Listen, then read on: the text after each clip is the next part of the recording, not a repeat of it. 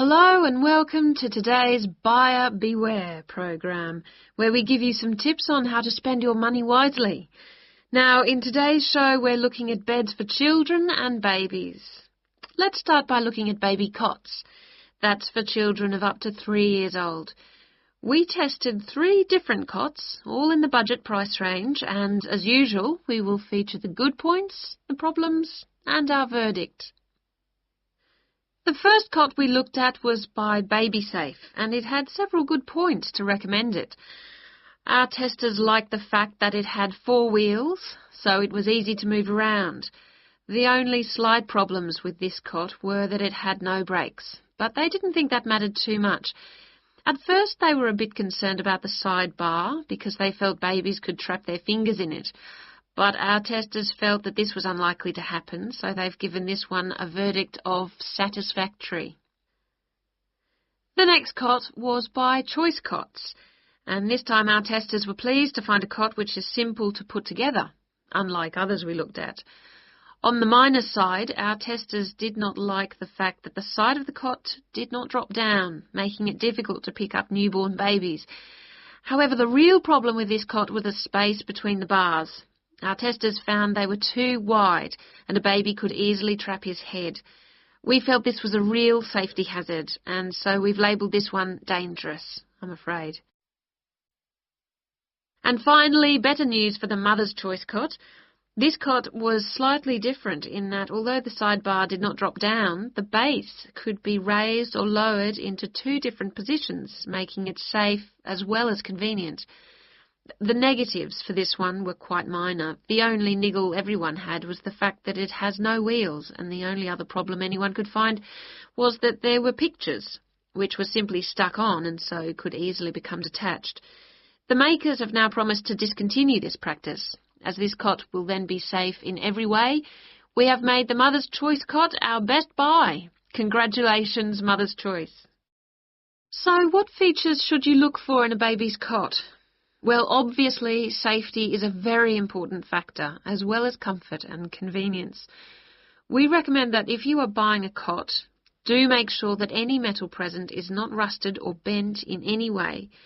You should ensure your cot has only rounded or smooth edging, without any sharp edges. This is especially important for wooden cots. And now, on to beds for toddlers. Excuse me. I was told to come here for advice about management diploma courses. You've certainly come to the right place. Hi, my name is Monica. Nice to meet you. My name is Andrew Harris. So, Andrew, have you seen our diploma course prospectus yet? Yes, I've already looked at it. In fact, I thought the information on course content was really useful. But I'm afraid I'm a bit confused by all the different ways you can do the course. Full-time intensive, part-time, and so on. Mm-hmm.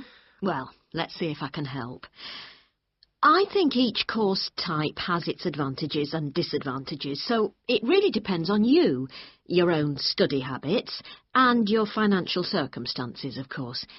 Are you working at the moment? Yes, I've been working in the administration section of the local hospital for the last 3 years. Mm-hmm. And before that, I worked in the office of a computer engineering company for 2 years. So I've got about 5 years of relevant work experience. Mm-hmm. And what I'm hoping to focus on is personnel management. I see. And are you planning to leave your current job to study, or are you thinking about just taking a year off? I want to know what my options are, really. I don't want to quit my job or anything. And my employers are keen for me to get some more qualifications, but obviously it would be better if I could do a course without taking too much time away from work. Right. So you don't really want to do the full-time course, then? No, not really. It's also a question of finances. You see, my office have agreed to pay the cost of the course itself, but I would have to take unpaid leave if I want to study full-time, and well, I don't think I could afford to support myself with no salary for a whole year. Okay. Well, you have 2 other possibilities. You could either do the part-time course, that would be over 2 years, and you wouldn't have to take any time off work, or you could do what we call a modular course. You could do that in 18 months if you wanted, or longer. It's quite flexible, and it would be up to you. So what does the part-time course involve? For that, you would join an evening class and have a lecture twice a week. Then you'd have to attend a seminar or discussion workshop one weekend a month. What kind of coursework would I have to do? Well, it's a mixture. You'd be expected to write an essay each month, which counts towards your final assessment. You have a case study to do by the end of the course, which might involve doing a survey or something like that. And also you need to hand in a short report every 4 weeks. So that's quite a lot of work then, on top of working every day. It sounds like a lot of studying, and really tiring. Yeah, you certainly wouldn't have much free time.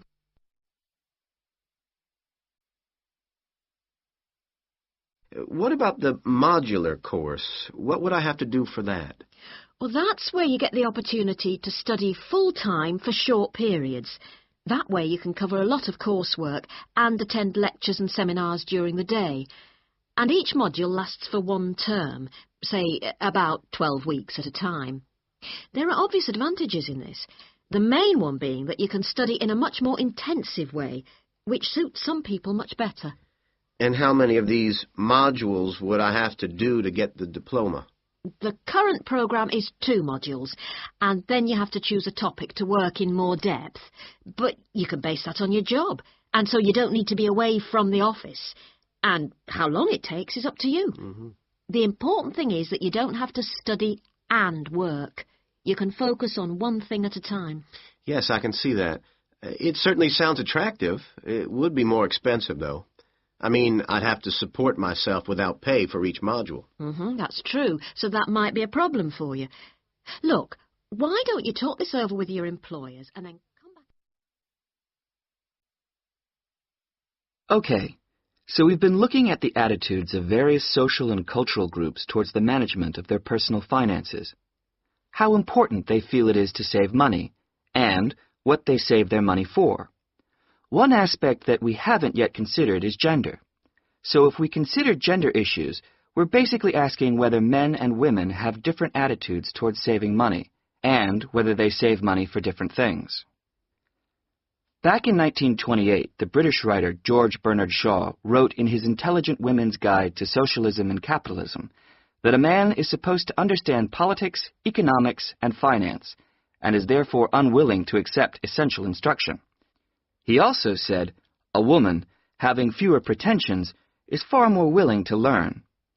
Now, though these days people might question a lot of the assumptions contained in those statements, recent research does suggest that there are some quite fundamental differences between men and women in their attitudes to economic matters. Let's look at what men and women actually save for.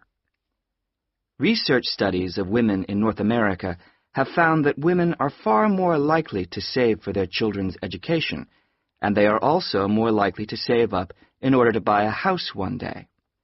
The same studies have found that men, on the other hand, tend to save for a car, which, by the way, takes a surprisingly large amount of the household budget in North America. But the other main priority for men when saving money is their retirement. When they're earning, they're far more likely to put money aside for their old age than women are. Now, this is rather disturbing, because, in fact, the need for women to save for their old age is far greater than for men. Let's consider this for a moment.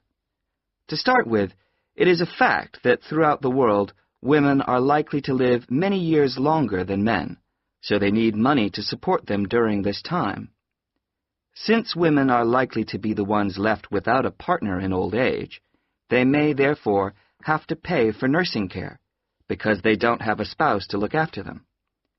Furthermore, the high divorce rates in North America are creating a poverty cycle for women. It is the divorced women who will most often have to look after the children, and thus they need more money to look after not just themselves, but others.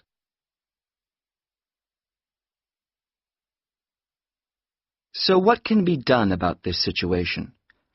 The population in North America is likely to contain an increasing number of elderly women. The research indicates that at present, for women, it takes a crisis to make them think about their future financial situation. But of course, this is the very worst time for anyone to make important decisions. Women today need to look ahead, think ahead, not wait until they're under pressure. Even women in their early 20s need to think about pensions, for example, and with increasing numbers of women in professional positions, there are signs that this is beginning to happen. Then research also suggests that women avoid dealing effectively with their economic situation because of a lack of confidence. The best way for them to overcome this is by getting themselves properly informed so they are less dependent on other people's advice. A number of initiatives have been set up to help them do this. This college, for example, is one of the educational institutions which offers night classes in money management, and increasing numbers of women are enrolling on such courses. Here, they can be given advice on different ways of saving. Many women are unwilling to invest in stocks and shares, for instance, but these can be extremely profitable. It is usually advised that at least 70% of a person's savings should be in low-risk investments. But for the rest, financial advisors often advise taking some well-informed risks. Initiatives such as this can give women the economic skills and knowledge they need for a comfortable, independent retirement. The increasing proportion of elderly women in the population is likely to have other economic consequences. My name's Dan Pearman, and I'd like to talk about the work of Pedal Power, a small charity based mainly in the UK. I'll be giving our contact details at the end, if anyone would like to find out more about how to support us. But first, how the charity began. I got the idea of exporting bicycles to developing countries while I was in Ecuador. I went there in 1993, just after graduating from university. After 3 years of studying, I wanted adventure. I loved travelling, so I decided to join a voluntary organisation and was sent to Ecuador to carry out land surveys. The project came to an end after 5 years, and when I returned to the UK in 1998, I started planning Pedal Power. Where I lived in Ecuador was a very rural area. My neighbour had the only bicycle in the village, whereas everyone else walked everywhere.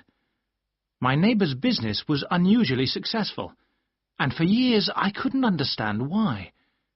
Then I realised having a bike meant he could get where he wanted to go without much trouble.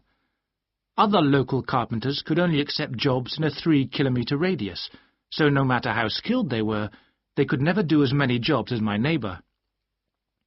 At Pedal Power, we collect second-hand bikes in the UK and send them to some of the poorest regions in the world. When we distribute bikes overseas, we don't give them away for free. We'd like to, but long-term that doesn't really help the local economy. The demand for bikes is enormous, which makes them very expensive locally. So we sell them for 5% of the normal price.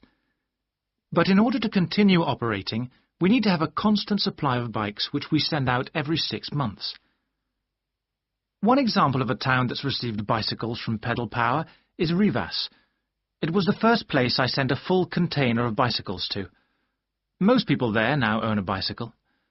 The local economy has developed so much, you wouldn't recognize it as the same place.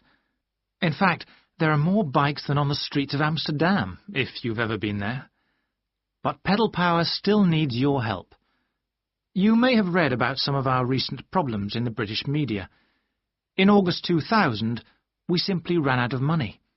We had containers of bikes ready to send, but no money to pay the bills. It was a terrible situation. We managed to ensure the bikes went out on time, but the other problems carried on for several months.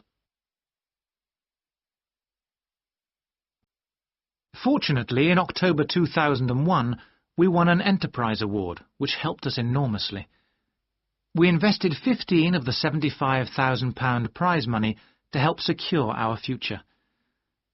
Winning the award helped raise our profile, and the money enabled us to pay all our shipping costs, which represent our greatest expense. Pedal Power changes lives. When someone gets a bicycle from us, they see a 14% increase in their income. We're currently looking to invest in computers so that our office staff can do an even better job. Because of our work, people in a number of countries now have a better standard of living. So far, we've provided 46,000 people with bikes. But we'd like to send more, at least 50,000 by the end of the year. Now, there are many ways in which you can support the work of Pedal Power, not just by taking a bike to a collection in your area. I should also like to say, if you do have a bike to donate, it doesn't matter what condition it's in. If we can't repair it, we'll strip it down for spare parts. Of course, to do that we always need tools, which are expensive to buy, so we welcome any that you can give. Also, you could help by contacting the voluntary staff at our offices. They'll be able to suggest activities you could organise to bring in funds for us. People do all kinds of things, including, of course, sponsored bike rides. Also, we're always interested to hear of other places that would benefit from receiving a consignment of bikes, and welcome suggestions from people who've been to developing regions on their travels. We hope that by talking on radio programmes like this, we will be able to raise public awareness, which will lead to government organisations also giving us regular financial support, something that we really need. If you'd like some more information about where to donate an old bicycle, or offer help in other ways, please contact us on 019. First of all, I'd just like to say, Christina and Ibrahim, that I really enjoyed watching your video about student life last week. And I could see that the rest of the group did too. You did really well, and I hope that you got a lot out of it. I'd like to use this tutorial as a feedback session where you reflect on the experience of doing the project. So, Christina, I was wondering, what did you enjoy most about making the video? I liked using the camera. Is it the first time you've operated one like that? Yes, it is. Well, the results were very good. Anything else? I also enjoyed visiting one of the British students we filmed. I'd never been inside a British home before. Okay, Christina, thanks. What about you, Ibrahim? What did you enjoy? Well, for me, it was a very good chance to get to know students who are on other courses, because everyone in our group is studying English, and we don't usually have much to do with the rest of the college. Yes, good. Do you think you'll maintain the contact now? Well, I hope so. I've invited 3 of them to have dinner with me next week. Great. If you haven't decided what to make yet, I can tell you they'll love trying Arab dishes. And, of course, it's good for your English, too. Christina, what did you find? What was the most useful aspect of the project from the point of view of the English practice? I think when we were being shown how to edit the film, we had to follow the instructions, and that was very good practice for me. And I also learned some technical words that I hadn't heard before. What about you, Ibrahim? What was the most useful for your English? It was listening to the British students, because they don't speak as slowly as most of the tutors on our course. I think they speak at natural speed, so it forces me to get used to it. And they use a lot of slang. So you learned some new words which will be useful? Yes. Good. I'm glad it helped. Well, we've talked a little bit about enjoyment and about language practice. Were there any other benefits? What else did you feel you'd learned from the project? Was it useful in other ways? Yes, well, firstly, I learned how to use a video camera, and also I think I really learned a lot about working together with other people. I've never done anything with a group before, and we had to find ways of cooperating, and compromising, and sometimes persuading people when they don't agree with you. Yes, that is a very useful experience, I know. What about you, Ibrahim? Well, I think I learned a lot about how important editing is. When you're filming, you think that everything's going to be interesting, but in fact we cut around half of it in the end, and then it was much better. Good. Well, one last thing I'd like to ask. What mistakes do you think you, as a group, that is, made? I mean, to put it another way, if you had to do it all over again, is there anything you'd do differently? We didn't plan very well. For example, we didn't decide on dates when we'd complete each separate step of the project, and we should have agreed about that in the beginning, because we were always late with everything. Right. Anything else? I think we should have tried to experiment more with the camera. I mean, with angles and the focus and that kind of thing. So you should have been more ambitious. Do you agree, Ibrahim? Not really. In fact, I think we were too ambitious. We were inexperienced, and we didn't have a lot of time, and we tried to do too much, to make a long film. Next time I would make a shorter one and try to get the quality better. Well, that's very interesting. Next semester, we will be doing another video project with a different content, of course, but you'll have an opportunity to put into practice what you've learned this time. Do you have any ideas about a different... Tonight I'm going to talk to you about that remarkable continent, Antarctica. Remote, hostile, and at present uninhabited on a permanent basis. For early explorers, it was the ultimate survival contest. For researchers like me, it remains a place of great intellectual challenge, while for the modern tourist, it's simply a wilderness of great beauty. First, some facts and figures.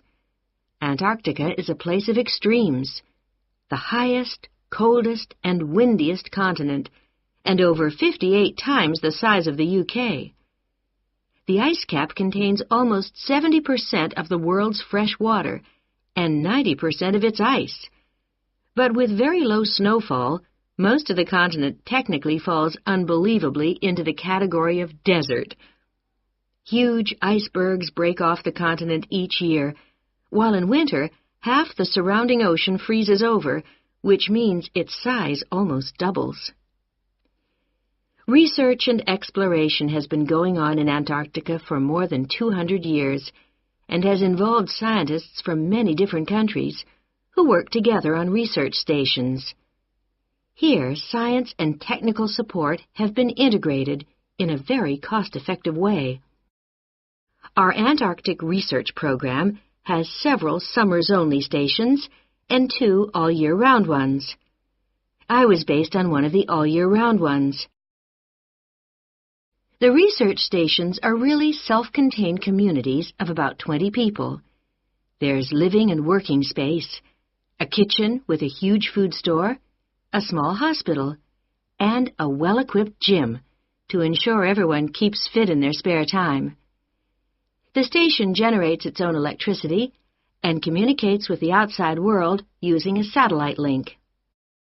Our station, 01, had some special features.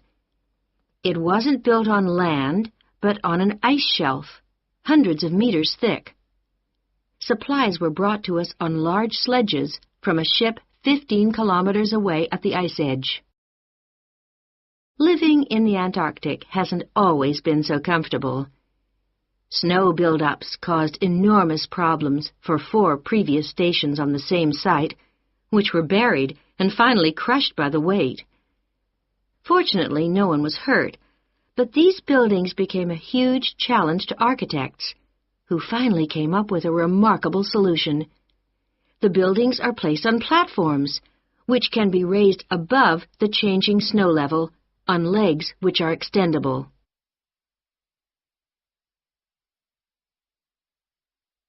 Food is one of the most important aspects of survival in a polar climate. People living there need to obtain a lot more energy from their food, both to keep warm and to undertake heavy physical work. Maybe you know that an adult in the UK will probably need about 1,700 kilocalories a day on average. Someone in Antarctica will need about 3,500, just over double. This energy is provided by foods which are high in carbohydrate and fat. Rations for field work present an additional problem. They need to provide maximum energy, but they must also be compact and light for easy transport.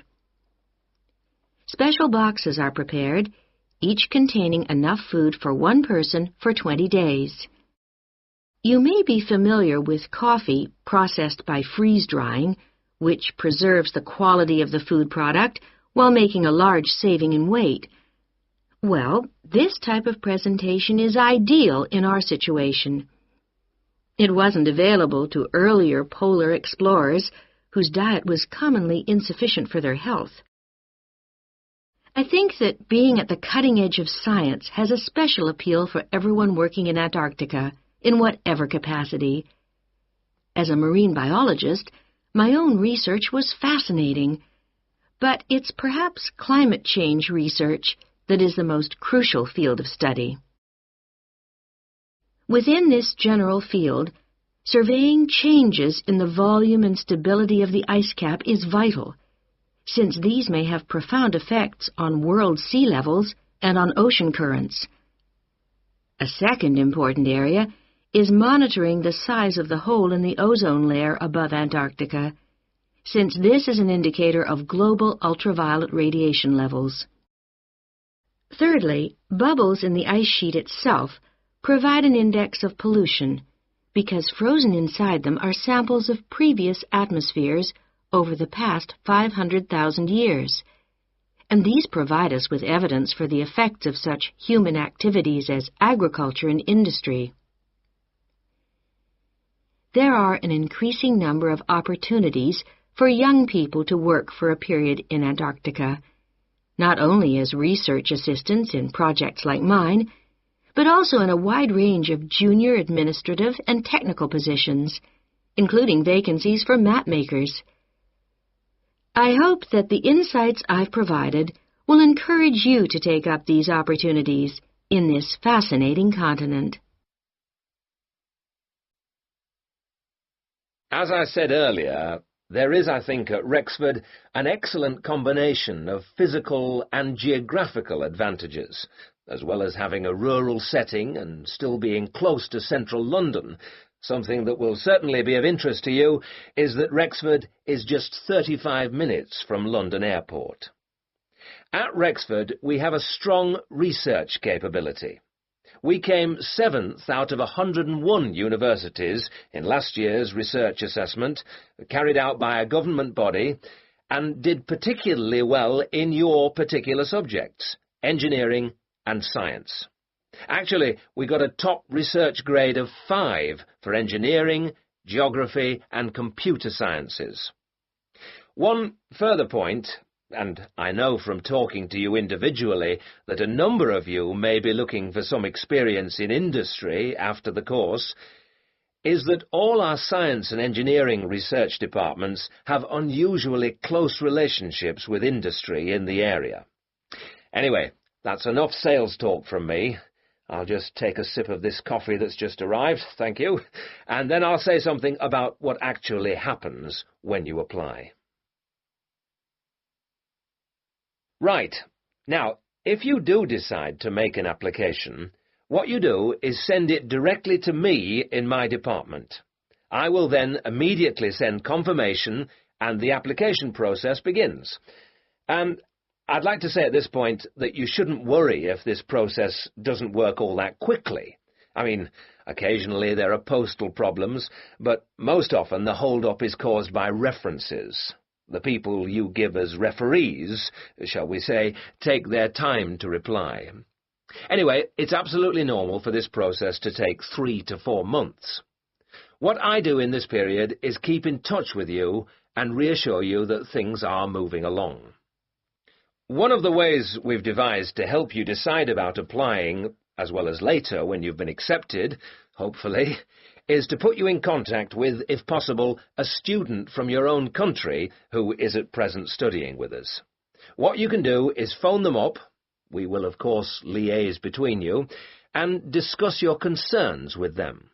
That way you can get an objective opinion of what you can expect if you come to live and study at Rexford. Not only the academic atmosphere, but important details like what the leisure facilities are like, and whether the English weather and food are really as awful as everybody says. No. If you decide you can face it, the contact can also help you just before you leave with tips on what to pack and that sort of thing. At the moment, I think we've got 2 second-year students and 1 postgraduate from this country. Now, to move on to the other concerns you expressed earlier. At a UK university, as I'm sure you know, you will be in an environment where independent learning is the norm, which takes most students a while to adjust to, and at a time when you will be separated from your normal surroundings, and in most cases, your family. This can be a difficult time. But remember that something like 25% of our student body are international students like yourselves, and that there are several organisations in the university and city whose main purpose is to offer help and ensure that your time with us is enjoyable and useful. One or two of you touched on the subject of accommodation earlier, so I'll just add a few points. It is the university's policy to give priority in the allocation of residence places to 3 categories, and those are visiting students, exchange students, and new postgraduate students. However, demand exceeds supply, so there is still a need to put your name down early for campus accommodation, particularly if your family is accompanying you. This means that the earlier you decide whether you want to study with us, and so get the procedure moving, the better it will be for everybody. Yes? What if you would prefer to live outside the university? If you're planning to live off campus, you've got to sort things out even earlier. As with everything in short supply, the good accommodation gets snapped up months before the beginning of term. In other words, if you're starting in October, you need to be thinking about it in June, or at the very latest July. So you do need to think very carefully about what you need, how much you can afford to pay well in advance. What you can't do is leave it until a few days before the start of term. The agencies in town are pretty good. It's just a matter of contacting them in good time. Of course, we have a full-time accommodation officer available to help all students. She'll get in touch with you when you're accepted. She's got plenty of contacts in the town and will deal with the agencies on your behalf. One or two of you asked me earlier about your level of spoken English. Obviously, most of you have already achieved a lot. I wish I could speak your language half as well. Having said that, though, I'm afraid the lecturers will make little or no allowance for the presence of non-native speakers in the audience. So anything you can do to improve your spoken English, even beyond the pretty high levels most of you have already reached, will help make your stay with us that bit more fun for you. Some extra practice before you arrive is worth more than, for example, private lessons afterwards when you won't really have time. Oh, and one last thing before I invite further questions. It's very important that you always... Oh, Ben, I just remembered I never filled in that form for Nick. Ah. Did you do it? The course feedback form? Yes. If you want, we can do it together. I've got mine here. Is that okay? Yeah. Okay. Let's have a look then. What do we have to do? Let's fill in the top first. Let's see. Course code. It's communication in business. Okay. Communication in business. I do know that, but what's the code? CB16 something. CB162, isn't it? That's it. Okay. And dates. When did we start? I remember my birthday's on May 4th, and it was the day after. It must have been May 5th. Gosh, doesn't seem that long ago, does it? No. And we finish at the end of this week on Friday, so that's July 15th. 16th. Oh. Monday was the 12th. Yeah. Right, that was the easy bit. Now, let's have a look. Please give your comments on the following aspects of the course. Okay, what's the first one? Oh, course organisation. What do you think? Clear. It was, wasn't it? Yeah, I think the organisation was clear. Okay, anything else for course organisation? It was a good thing he gave us the course outline at the beginning in the first session. That was useful, so I'll put that down, shall I? Yeah. Now, going on to suggestions for improvement, one thing that wasn't so good, I think we could have done a bit more work at the beginning. I mean, at the beginning it seemed dead easy. Yeah. I thought it was going to be really easy, and then all of a sudden in the second half of the course, we got a whole load of work. Yeah. Reading to do and essays and things. Yeah, it'd be better if it was more even. OK, now, course delivery. Does that mean teaching? Yeah, I suppose so. Well, what I thought was really good on this course was the standard of teaching. Actually, I mean, some of the teachers were better than others, Yeah. but the standard generally was fine. Much better than other courses I've been on. Yeah, I agree. Let's put that then. Okay. What about suggestions for improvement? I didn't think it was all that wonderful when we had great, long group discussion sessions that went on for hours and hours. Right. I don't mean we shouldn't have group discussions, just that they shouldn't go on too long. Now, on to materials and equipment. Oh, now, what was good about some sessions was the handouts. Yes, I thought all the handouts were good, actually, and some were great, with website addresses and everything. One problem, though, with materials was the key texts. Yes, there just weren't enough copies on reserve in the library. And if you can't get the key text before the session, how are you supposed to do the reading? Yeah. And not enough computers. You have to wait ages to get one. OK, testing and evaluation. Well, I don't know. It's hard to say until we've got our written assignments back. Oh, don't talk about it. I only got mine in yesterday. It was a real struggle. Oh, I hate to think what mark I'll get. Yeah, but at least we've done the oral presentation. I thought that was good, the way I got my feedback really quickly. Yes, it was. And I liked the way we knew what would be evaluated on. We knew the criteria, so we knew we had to think about clarity, organization, and so on. Yeah, but I'm not so sure about the written work. One thing, I think, is that there's just too much. It's really stressful. Oh, yes, I'd agree.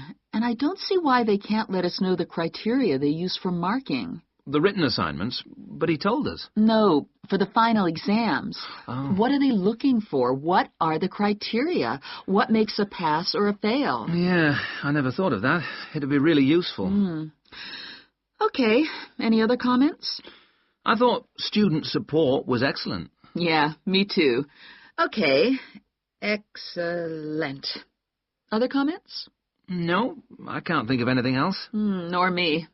Okay, so that's done. Thanks, Ben. No, thank you. Well, my group has been doing a project on how household waste is recycled in Britain. We were quite shocked to discover that only 9% of people here in the UK make an effort to recycle their household waste. This is a lower figure than in most other European countries, and needs to increase dramatically in the next few years if the government is going to meet its recycling targets. The agreed targets for the UK mean that by 2008 we must reduce our carbon dioxide emissions by 12.5% compared with 1990. And recycling can help to achieve that goal in two main ways.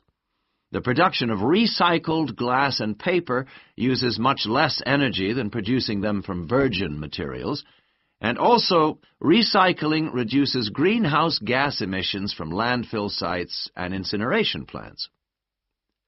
As part of our project, we carried out a survey of people in the street, and the thing that came up over and over again is that people don't think it's easy enough to recycle their waste.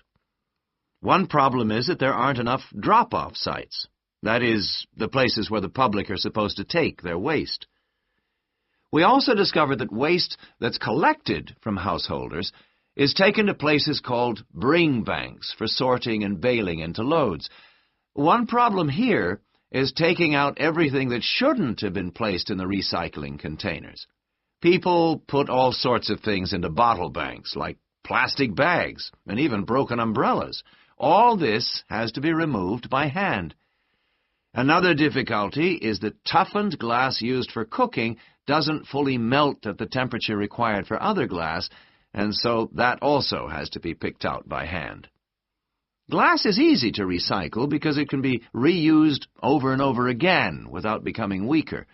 2 million tons of glass is thrown away each year. That is 7 billion bottles and jars. But only 500,000 tons of that is collected and recycled.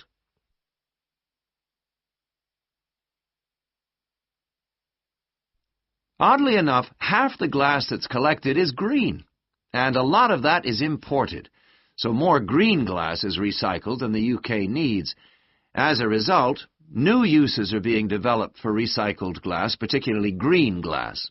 For example, in fiberglass manufacture and water filtration.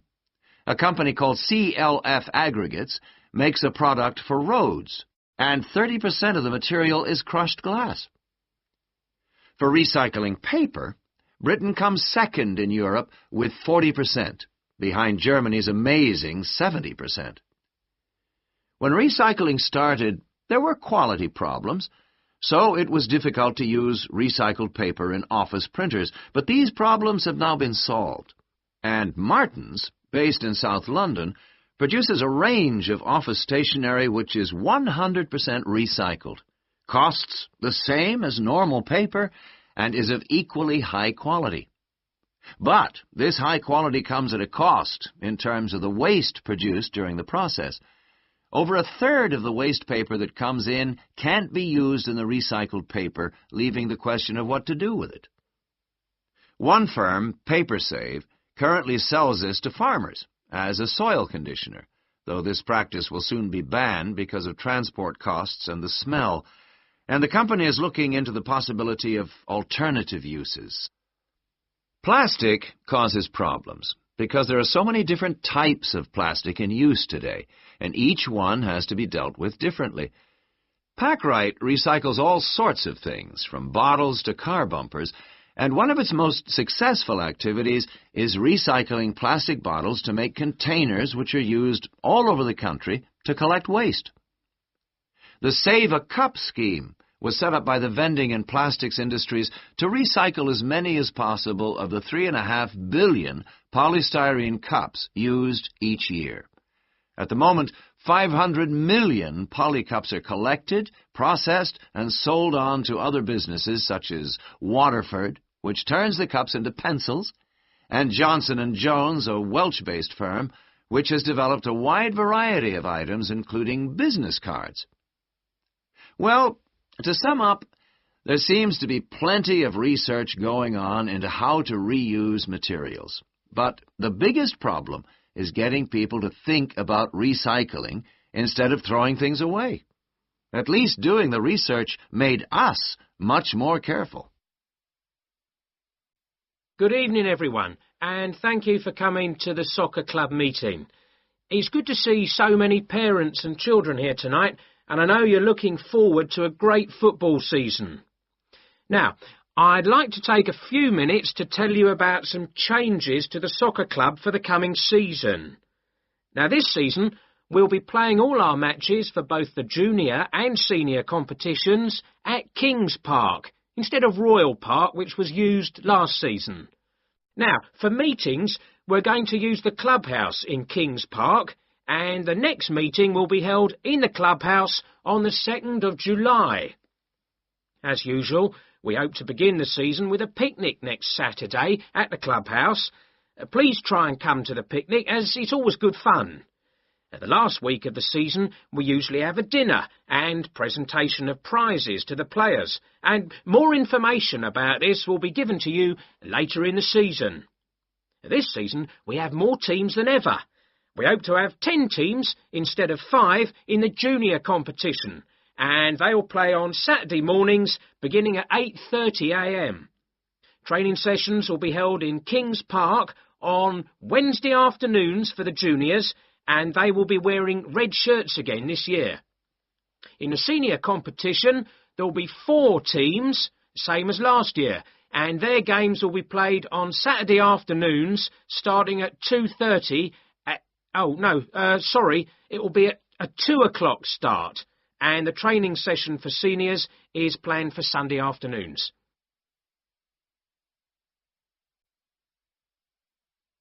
Now, I'd like to introduce you to the new committee for the soccer club for this season. Firstly, let me welcome Robert Young, the new president, who will manage the meetings for the next 2 years. Robert's son has been playing football with the club for over 5 years now, and many thanks to Robert for taking on the job of president. Next, we have Gina Costello, She's the treasurer, and she'll collect the fees from you for the season. Please try and give Gina your fees as early as possible in the season, as the club needs the money to buy some new equipment. Then there's David West, who's volunteered to be the club secretary, and one of the many jobs he'll have is to send out newsletters to you regularly. If you have any information that may be useful, please let David know so that it can be included in these newsletters. Also, I'd like to introduce you to Jason Dokic, who is the head coach. For all the new members here tonight, this is the 3rd year that Jason has been with us as head coach, and we're very lucky to have such an experienced coach and former player at our club. He will continue to supervise the teams at training sessions and on match days. Now, before we finish and have some refreshments, does anyone have any questions they'd like to ask the new committee? Right. Jason and Karen, now I asked you to look at the case study for Box Telecom as part of your exam assessment. It's interesting because they're in the middle of problems at the moment, and I want you to track how they deal with them. Let's start with you, Karen.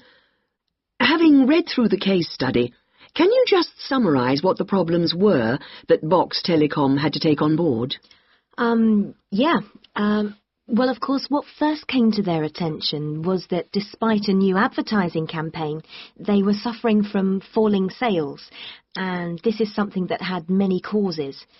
On top of that immediate problem, what had also happened over the last 2 years was that although they had invested in an expansion plan, they had to face up to increased competition. And before they had a chance to get to grips with the effects of that, they were stalled by a strike, and it was just when they were thinking about making a colossal investment in new machinery for their plants. So they were really in trouble. Yes, I think that's fair. And, Jason, now you contacted the company, didn't you? What did the company define as the reasons for these problems? Well, I think they've hit on the right things. It would be easy to say they had invested too heavily or at the wrong time, but in fact the signs were good, and what they were set back by was high interest rates. At the same time, their longer-term problems, which were affecting their market share, were eventually credited to poor training, and having looked at the details in their last report, I think that's right. So, on to the larger issues then. Karen, what do you think the company will do? Well, obviously, they have the choice of accepting the very favourable terms that another company, KMG PLC, have given them to buy them out. That would mean creating a new company with a new image. Or they could decide on a bolder move and offer some new shares if they wanted. But I think they're much more cautious than that and expect they will start trying to find individuals who'd be prepared to back them with some of the capital they need. Well, you mustn't always assume that dramatic problems require dramatic solutions. Sometimes there's a simple fix, such as changing the guy at the top. If they truly are cautious, then I suspect they will seek to shut down some of their shops. But a more ambitious approach, and one which I think would have more chance of success, would be to alter how they're running things, the management layers and the processes. So, in your analysis, try to think of all the options. Jason? Yes, it's interesting because I found it a really useful company to study. Its problems cross all types of industries, and it's lucky it's so big. A smaller or even medium-sized company would have gone under by now. Ah, well, in fact, what I want you two to do is to go away when we've finished our discussion today and write a report. We've looked in general at the telecommunications market in the UK over the last few sessions, and I want you to take Box Telecom as an example and suggest some ways in which they might overcome their problems, and outline the reasons why you think as you do. But try and keep it intrinsic to the company rather than dragging in other examples. Is that okay, Karen? Yes, I think I can do that. Personally, I've got great hopes for it. I think it will recover. That advertising campaign they did was very strong, and they're very innovative with their products. They set new trends. The company's got to recover, don't you think, Jason? I'm not sure. I think it can, but it's not a foregone conclusion unless they manage to attract the right level of investment. The company definitely needs a boost, and to attract more highly skilled workers if their recovery is to be long-lasting. When I was talking to the marketing manager, he said to me that he thinks the company had got a great management team. But he would say that, wouldn't he? But they are suffering from having to work with outdated production machinery, and that could cost a lot to put right. Well, personally, I think the stock market is to blame. I think they were expecting too much of the company, and then inevitably it looked bad when it didn't perform. The market should have had more realistic expectations. And I disagree with you about the advertising campaign, Karen. That's where they could do with some innovation to get sales kick-started. Anyway, let's see what you come up with those. OK, are you all settled? Well, first of all, welcome to Cardiff University. I'm here to explain what we can offer you. Now, as a new student at the university, you will probably need some sort of guidance to help you to use the library effectively to study and research. Some of you have asked about a guided tour, but we find this rather muddles people. So, in this first week, we run a series of talks which focus on different aspects of the library and its resources. You'll also find that to get the most out of the library, you really do need to be computer literate. And so all this term we run small classes which will bring you up to speed on how to access the computer-loaded information. OK, now let me give you an outline of what's available to you. You'll find that the computers are increasingly used as a research tool. Many students do most of their research on the internet, and the library computers are permanently online. Having found what you need, you'll find you can readily save texts on your personal computer space to print off when you need. You might think that it is the fastest way to get information, but the links can be slow. Clearly, you can find lots on there, but much of it is useless information, as it is from highly debatable sources, so be critical. You'll also find that the library has loaded several CD-ROMs onto the computers from specialist reference sources, such as the MLA. It means we can expand what we offer you at very little extra cost and saves us having to invest in more and more books. The CD-ROMs contain exactly the same information as the reference books, as the two are updated together. Now, most of you will need to refer to journal articles in your work, and you'll find you can also access these online, and we encourage you to do so. Clearly, some of you will find the printed version more accessible as it sits on the shelves, but I'm afraid the intention is to phase these out eventually. However, you will still be able to print off a version of the text rather than photocopying the journal pages. So you must get used to working online. Naturally, we do still have the full range of classic reference books, additional to the CD-ROMs for you to use, and there are several copies of each one. This is because some of you may prefer to borrow a book rather than sit in the library. There is a restricted loan time on these, so that they are not missing from the shelves for too long. Although there is a section manager for each part of the library, they are very busy, and so if you do get stuck looking for things, you should ask the relevant cataloguing assistant. As your training supervisor, I just oversee your induction and will not be around after this initial week.